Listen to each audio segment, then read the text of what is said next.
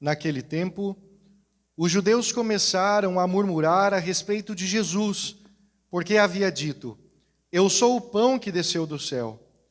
Eles comentavam: Não é este Jesus, o filho de José? Não conhecemos seu pai e sua mãe? Como pode dizer que desceu do céu? Jesus respondeu: Não murmureis entre vós.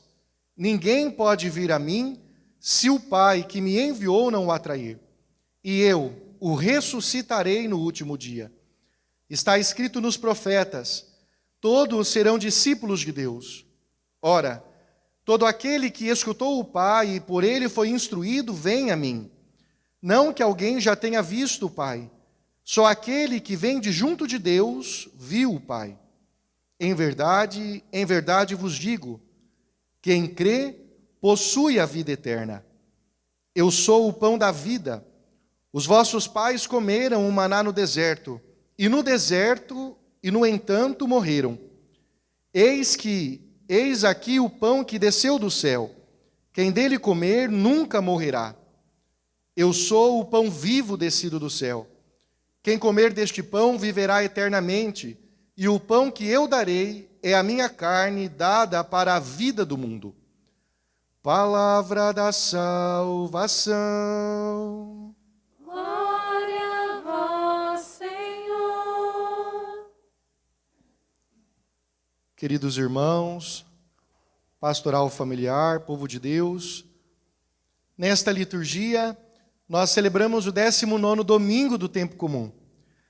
Durante esse mês de agosto, de um modo muito especial, a liturgia da igreja está dedicada a estudar, a refletir, a rezar o Evangelho de São João, capítulo 6. E eu tenho dito isso também nos outros domingos.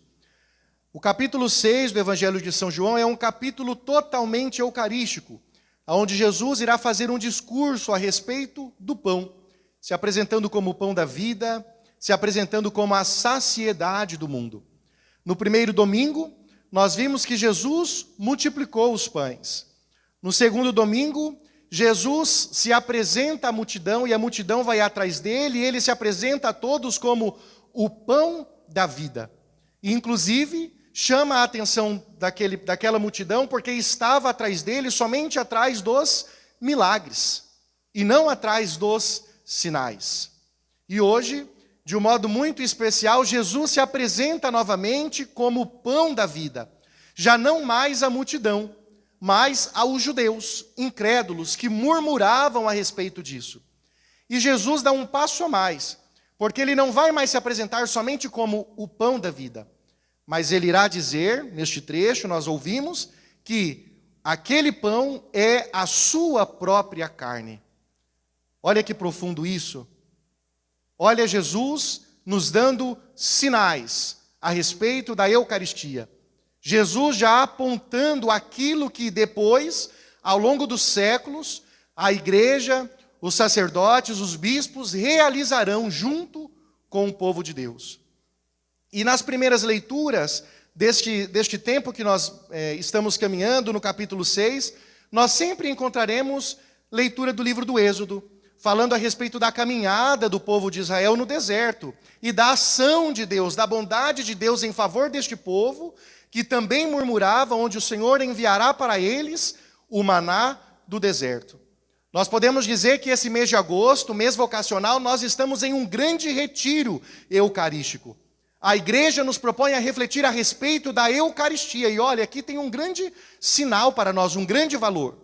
O sustento para toda vocação, seja ela religiosa e, claro, sacerdotal, familiar, os pais, os leigos, os catequistas, os religiosos, o sustento da igreja está na Eucaristia. A força se encontra na Eucaristia. Quando nós olhamos para a leitura vai trazer um momento muito difícil da vida de Elias, aonde ele já estava desanimado, aonde ele estava sendo perseguido. Então o Senhor age em favor de Elias e concede a ele o pão do céu. Este pão oferecido a Elias não é ainda a Eucaristia. Podemos dizer que seja um pão santo, que seja um pão abençoado? Sim, mas ainda não é a Eucaristia como nós celebramos hoje. E nós percebemos que aquele pão que é oferecido por Deus é capaz de revigorar Elias, é capaz de dar força para que Elias siga a caminhada. E aqui nós já encontramos uma primeira pista da liturgia de hoje. Se nós queremos nos manter forte na caminhada, se nós não queremos cair depois que esmorecemos, se não queremos continuar abatidos, se queremos revigorar a nossa vocação, a nossa vida, o nosso matrimônio, o nosso ministério, os pais, revigorar a vocação paternal, nós precisamos nos alimentar da Eucaristia.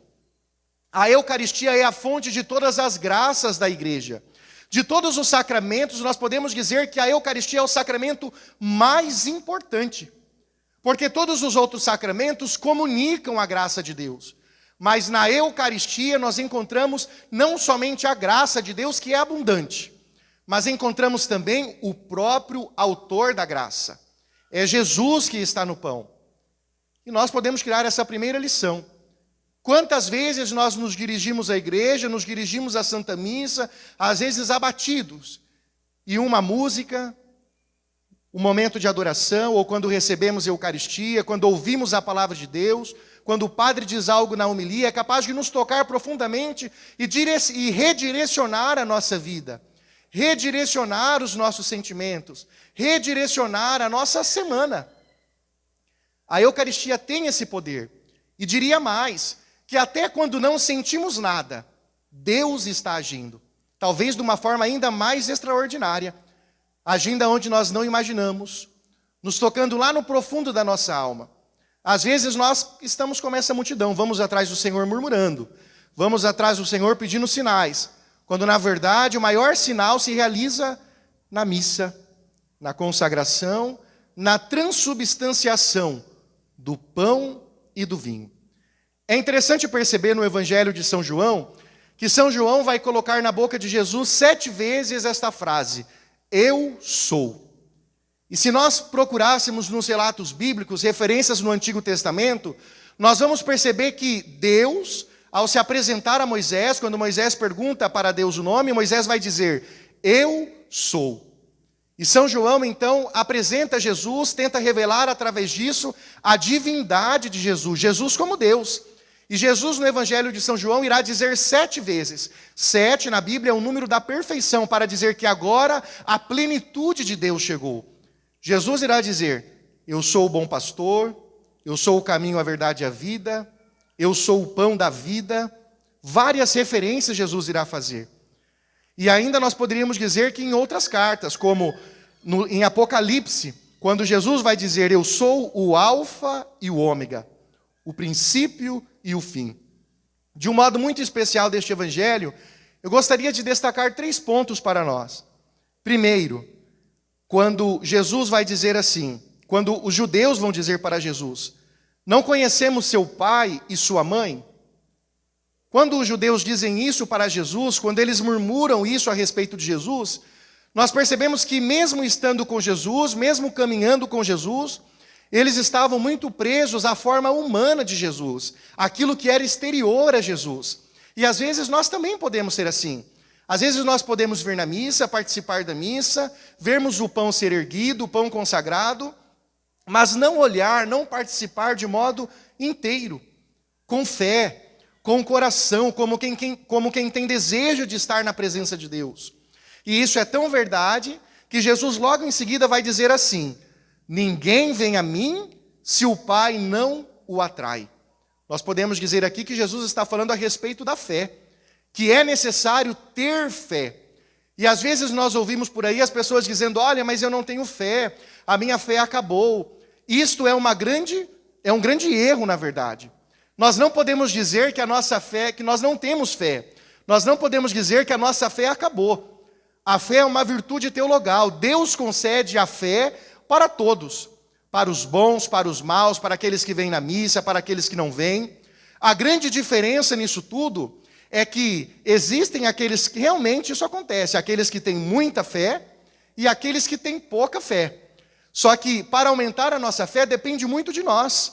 Se nós rezamos, se nós exercitamos a piedade eucarística, se nós rezamos o terço, se nós ouvimos a palavra de Deus, a fé ela sempre existe em nós, é como uma vela. que às vezes vai enfraquecendo, mas que nunca se apaga. E nós podemos nos perguntar: será que eu tenho fé?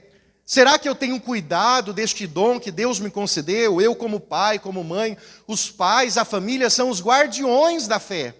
Os pais e a família são os pais e as mães, a família é aqueles que transmitem a fé para os filhos. São os primeiros responsáveis pela salvação dos filhos. Como está a minha vida de fé? Eu tenho incentivado os meus filhos, eu mesmo tenho dado testemunho de participar da Santa Missa. Eu tenho dado aos meus filhos o exemplo de que eu também tenho o desejo de Deus. E olha, a maior manifestação de fé que nós podemos ter e demonstrar para os nossos filhos é a participação na Santa Missa. Quando uma pessoa diz que tem fé e não participa da missa, eu logo duvido. Porque na missa, na Eucaristia, está a presença viva de Jesus Cristo. Ele mesmo diz: este pão é o meu corpo. Se eu quero me encontrar com o Senhor, se a sua presença viva, real, a sua alma, a sua divindade está presente na Eucaristia, como eu não vou ter desejo de participar? Como eu não vou fazer o maior esforço, largar todos os compromissos e vir para me encontrar com aquele que é o autor da minha vida, para aquele que é capaz de me dar a vida eterna, como nos diz o próprio Evangelho. E mais um outro versículo que eu gostaria de destacar é quando Jesus diz assim: é minha carne dada para a vida do mundo. Olha que profundo isso. Jesus fazendo referência ao seu sacrifício na cruz. A missa é a entrega, é o sacrifício de Deus para nós. Todos os outros evangelistas os evangelhos sinóticos irão dizer que Jesus irá dizer: isto é o meu corpo. Mas São João, ele não vai narrar a instituição da Eucaristia. Por isso que ele vai tratar tudo isso no capítulo 6. Mas São João, ele é muito forte, ele é muito incisivo quando ele diz na boca de Jesus: é a minha carne. Olha que profundo isso. Será que quando nós participamos da missa, nós conseguimos olhar para este altar e ver naquele pão consagrado, com os olhos da fé, a carne de Jesus? Será que quando nós recebemos a Eucaristia, nós temos consciência de que é o Senhor que nós estamos recebendo? É o Senhor que está entrando na nossa boca, entrando no nosso coração, alimentando a nossa alma?